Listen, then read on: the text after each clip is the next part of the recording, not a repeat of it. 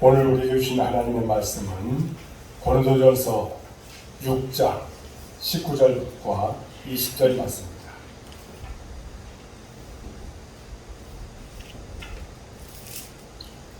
고린도전서 6장 19절과 20절입니다. 다 같이 한 목소리로 읽도록 하겠습니다.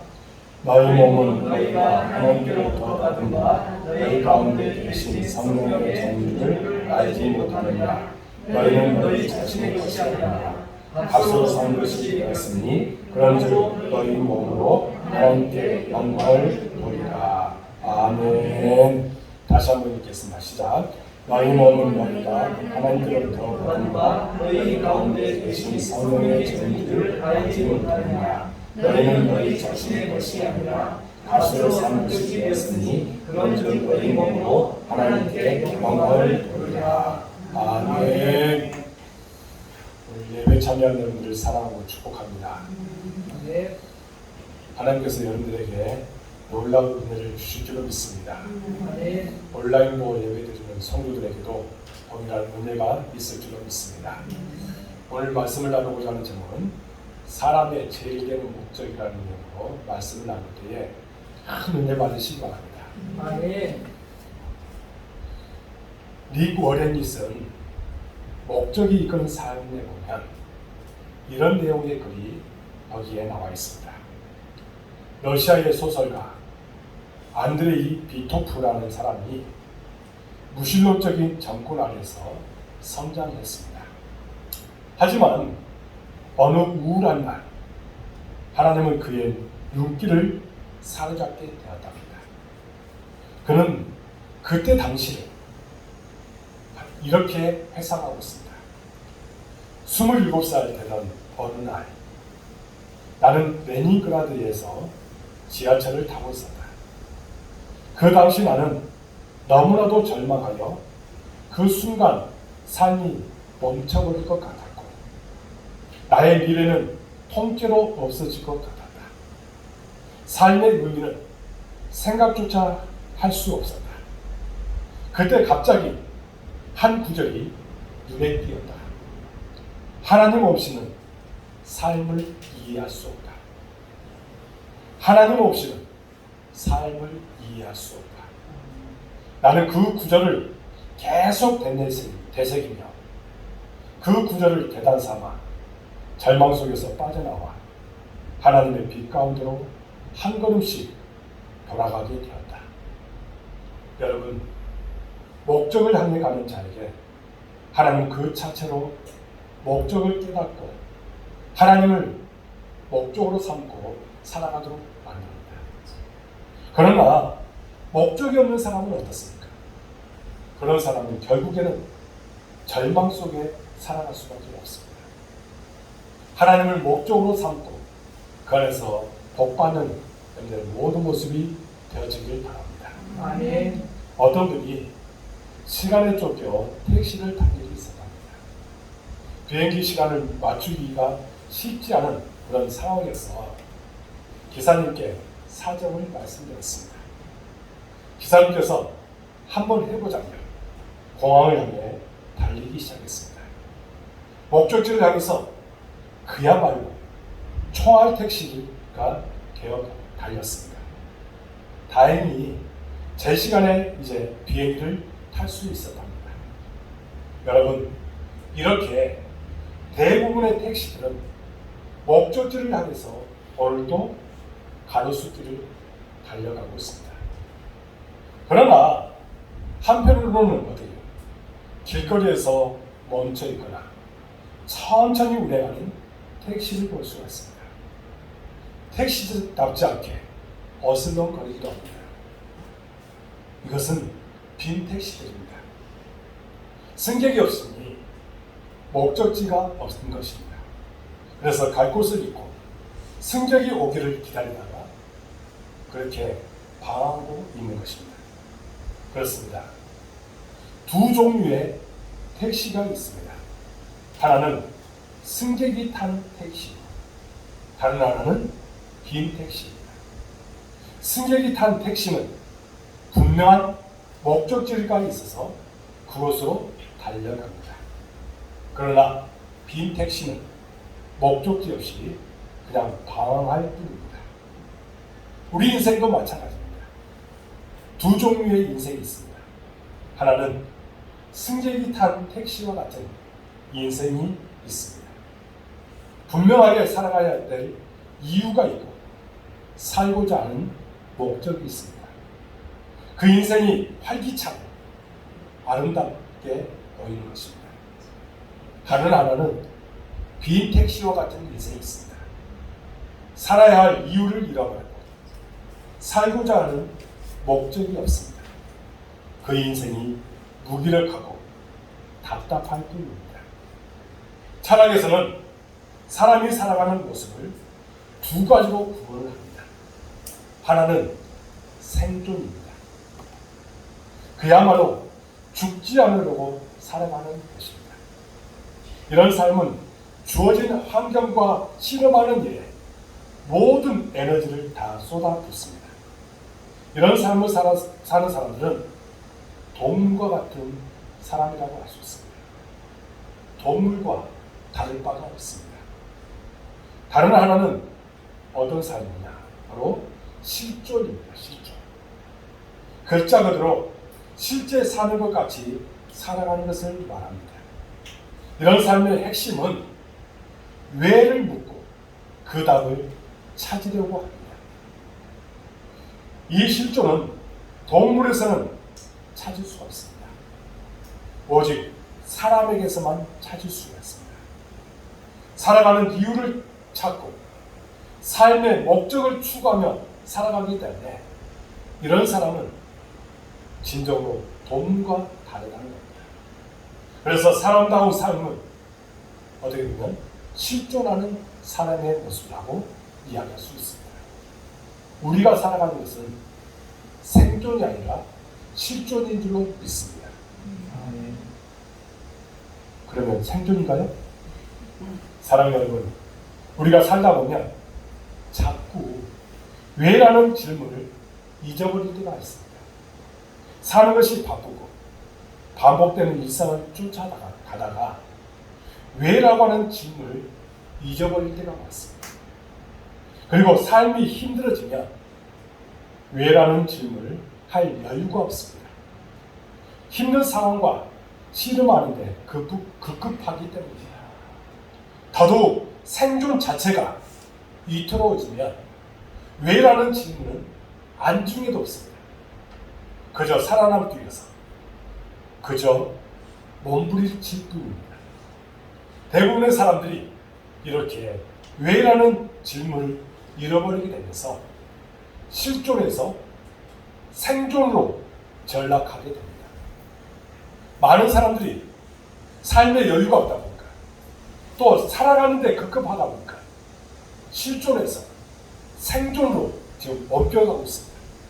그래서 우리가 왜라는 질문을 잃어버리지 말아야 됩니다. 어떤 상황 속에서도 나는 왜 살아가는가? 나는 무엇을 위해서 살아가는가? 이런 질문을 잃어버리지 말아야 합니다.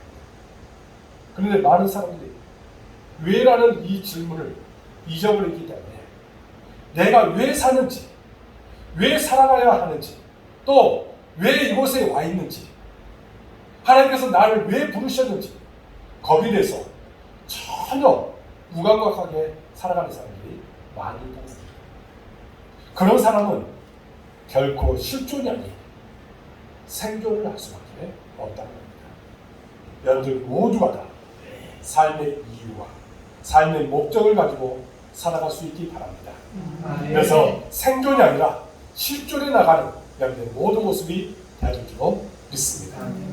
그래서 우리는 삶을 살아가면서 제일 되는 목적이 있는가라고 하는 것을 우리 안에서 질문을 해야 합니다. 과연 우리는 제일 되는 목적이 있는가? 이것에 대해서 생각해 보면서 살아가야 합니다.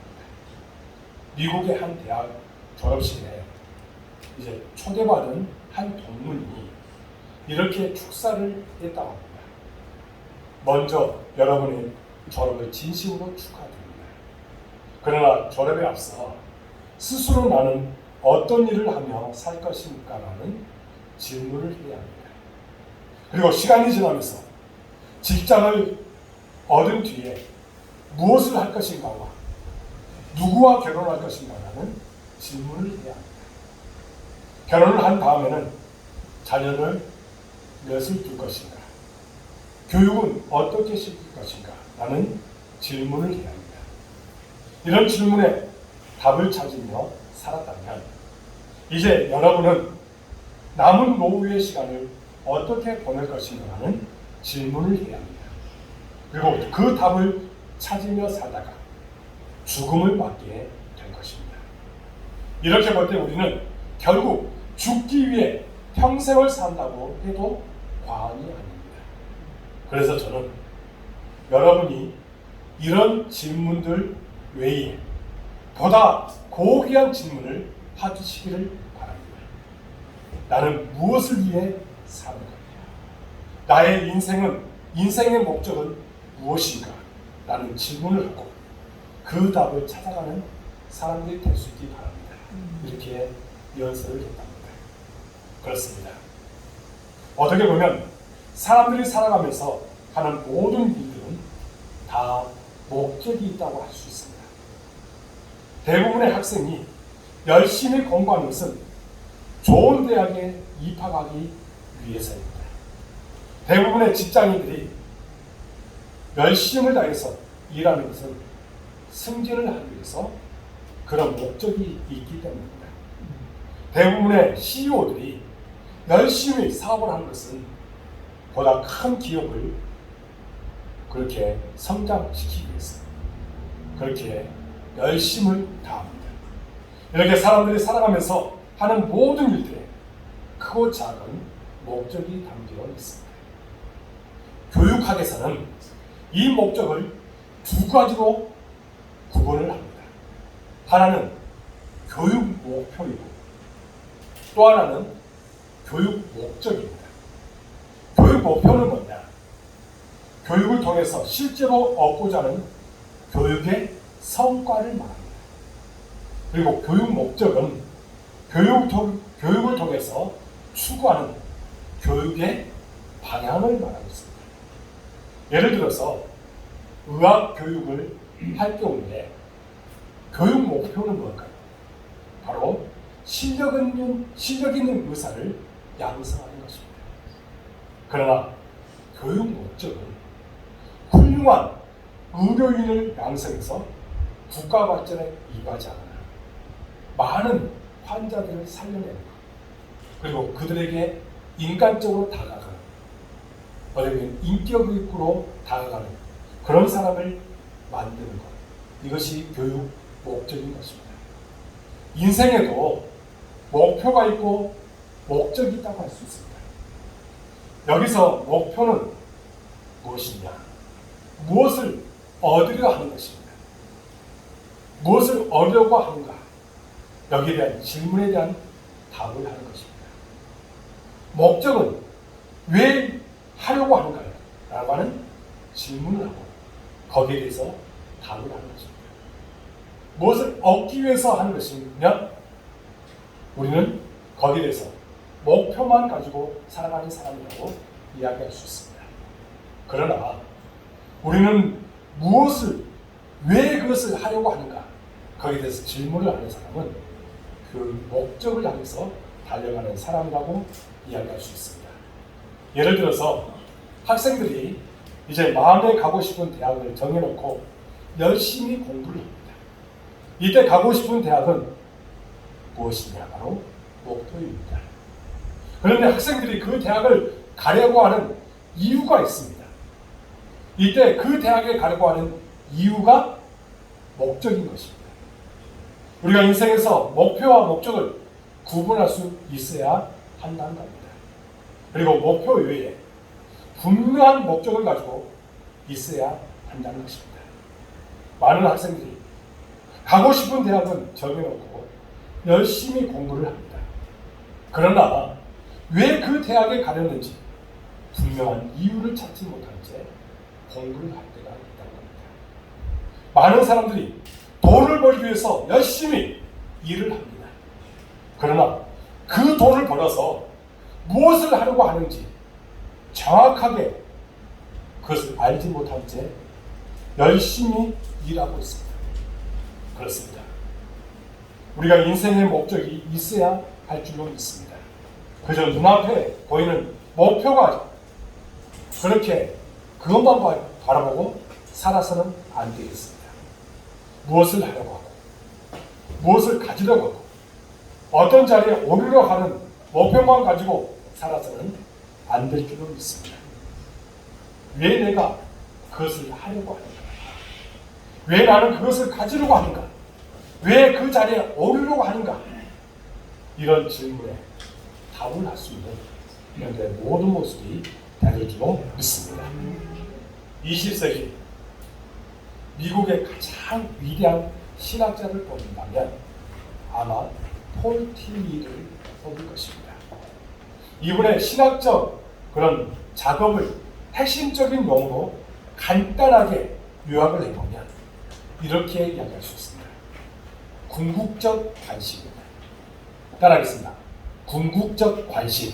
궁극적 관심. 모든 관심, 그 너머에 있는 관심이고 인생이 가지고 있는 그 모든 관심이 저 깊은 속에 내재하고 있는 관심을 말합니다. 결론적으로 이 궁극적인 관심이 어떤 것이냐? 하나님에 대한 관심으로 모든 것이 통한다는 겁니다.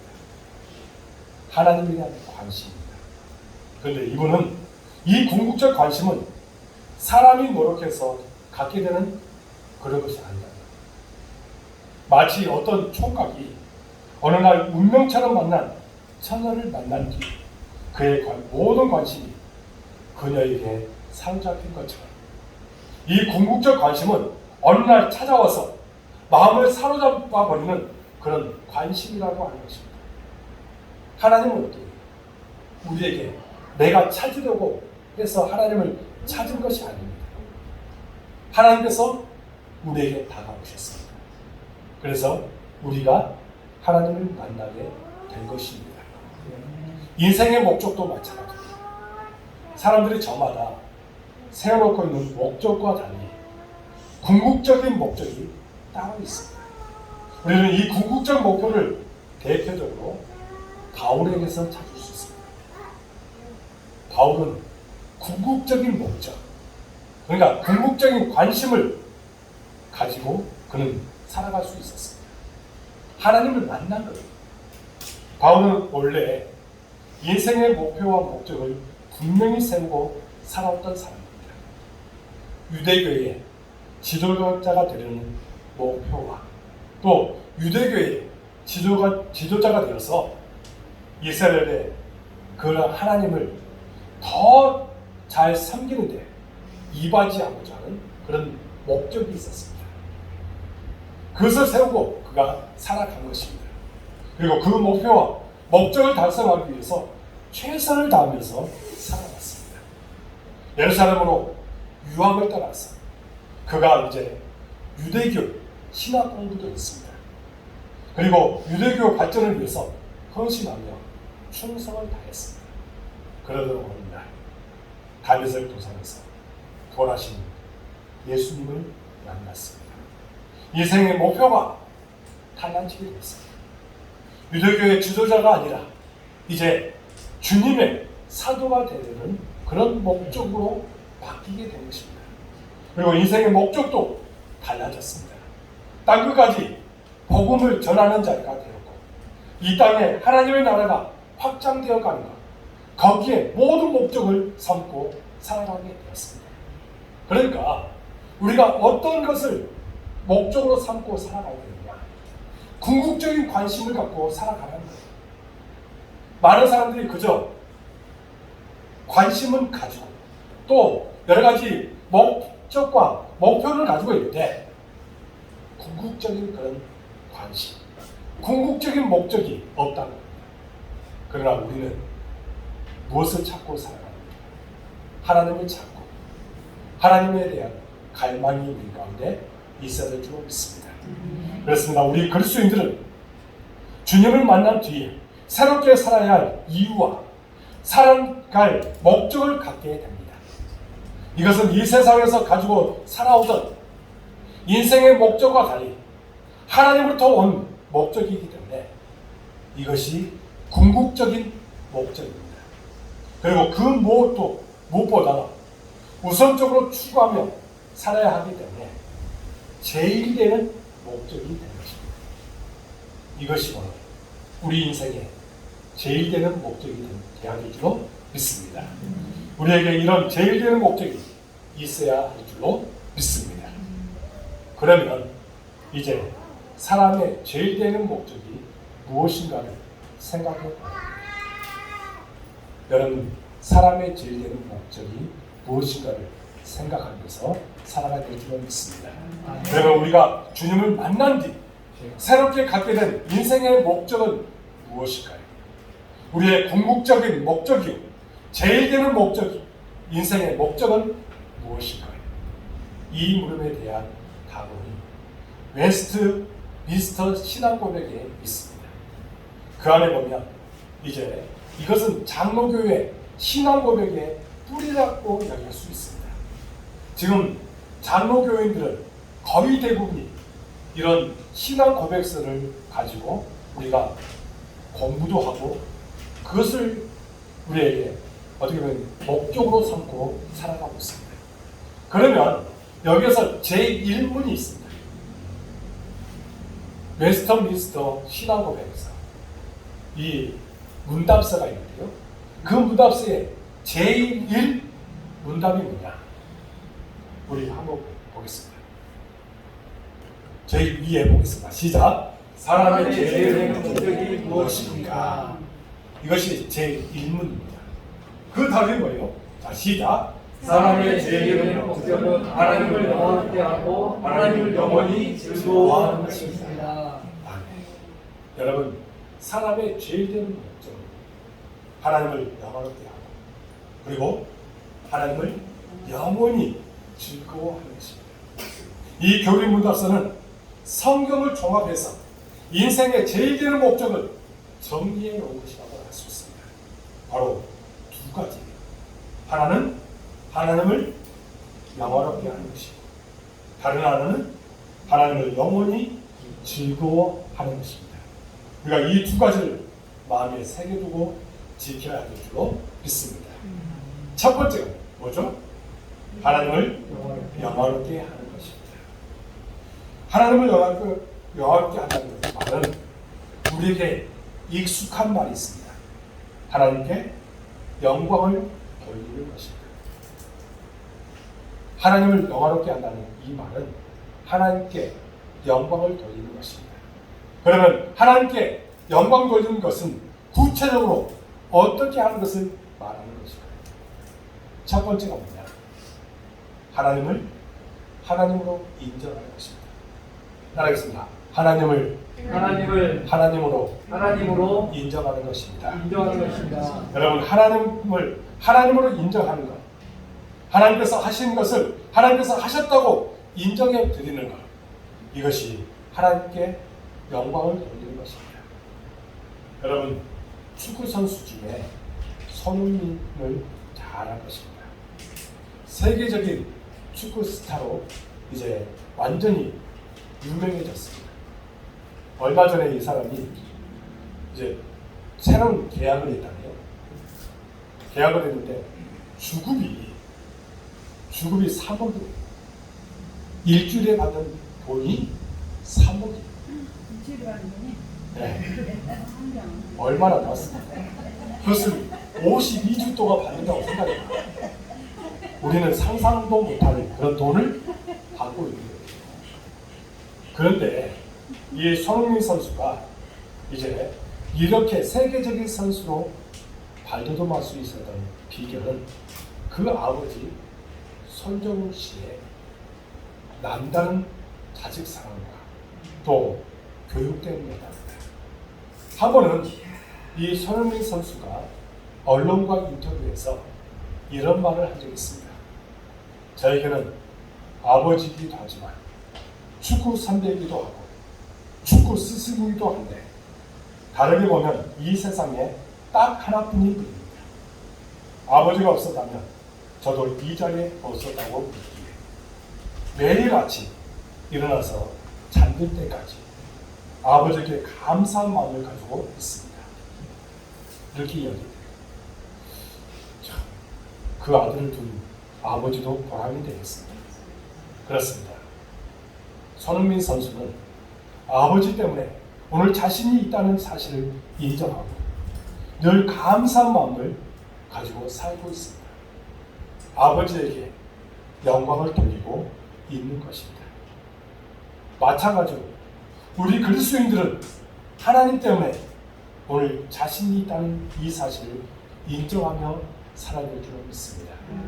그리고 늘 감사한 마음으로 살아가야 된다는 겁니다. 그런데 많은 사람들이 하나님을 제대로 인정하지 못하고 있습니다.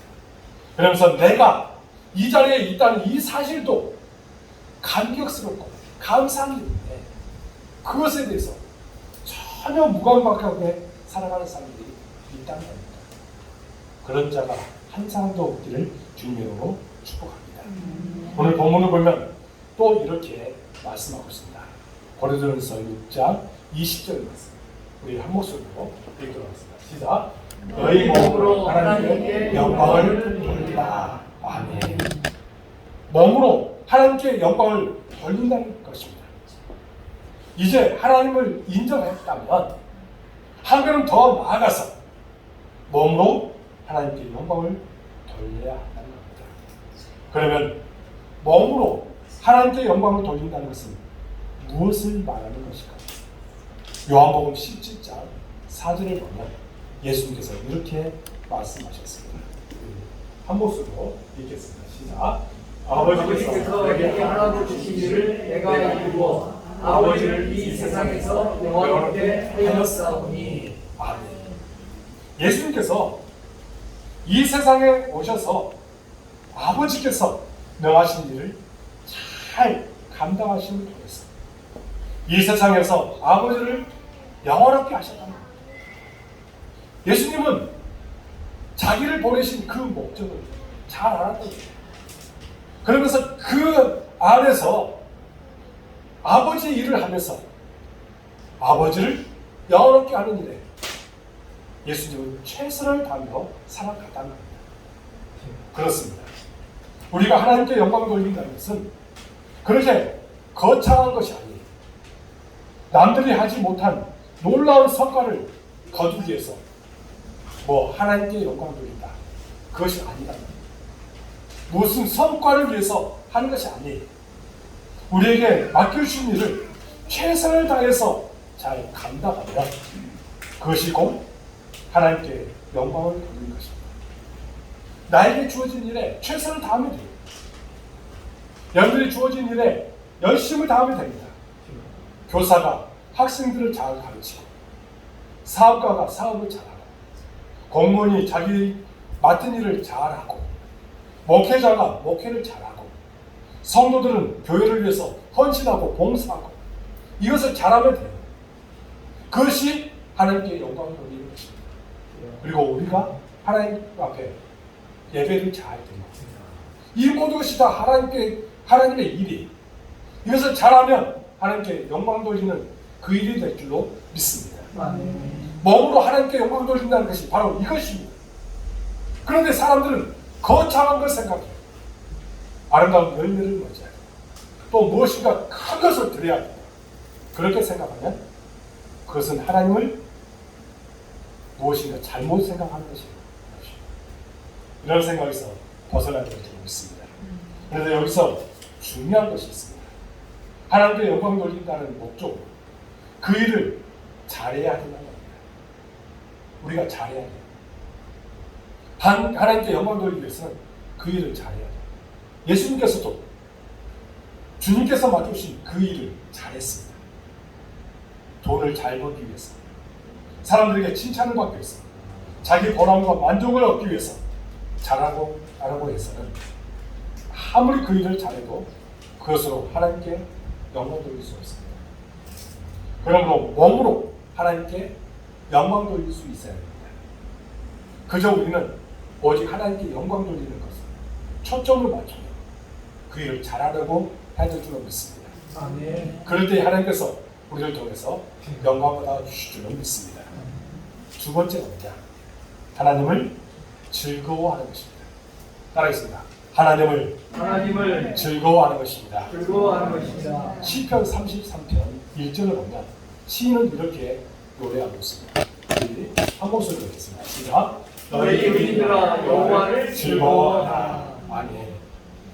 하나님의 사람들에게 하나님을 즐거워하고 말씀하고 있는 것입니다. 사실 대부분의 우리 그리스도인들이 하나님을 경외하라는 말씀을 잘 알고 있습니다. 그리고 하나님을 경외하라고 노력을 합니다. 여기서 경외라고 하는 것은 일종의 거룩한 두려움입니다. 경외라고 하는 것은 거룩한 두려움입니다.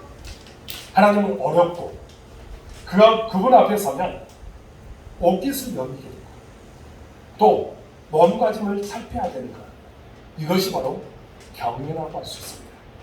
그런데 시인은 여호와를 즐거워하라고 말씀하고 있습니다. 어떻게 하라고요? 하나님을 즐거워하라고 말합니다.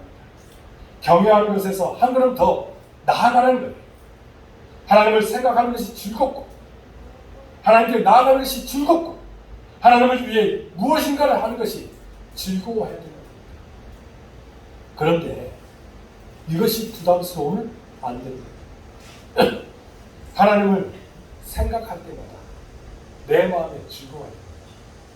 하나님께 나아갈 때마다 내 마음에 즐거움이 넘쳐야 됩니다.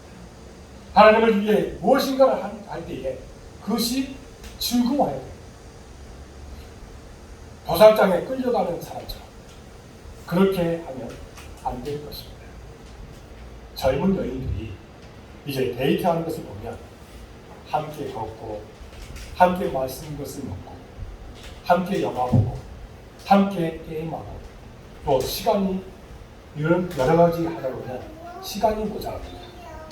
하루 종일 함께 있는데도 언제 시간이 다 가버렸는지 모를 정도로 그렇게 금방 가버립니다.